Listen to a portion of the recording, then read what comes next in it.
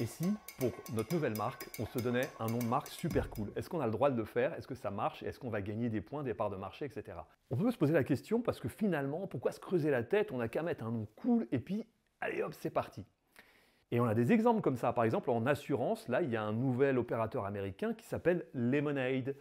Et quand on voit que les noms d'assurance en France, c'est, je sais pas, Maïf, MMA, MAF, que des MDA dans tous les sens, on ne sait pas ce que ça veut dire, eh bien, Lemonade, c'est vachement cool, quoi. Enfin, c'est bien.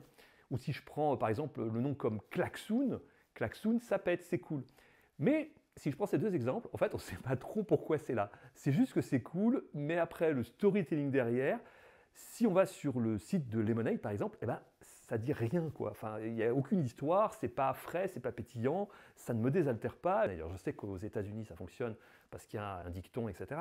Mais en France, c'est à sec.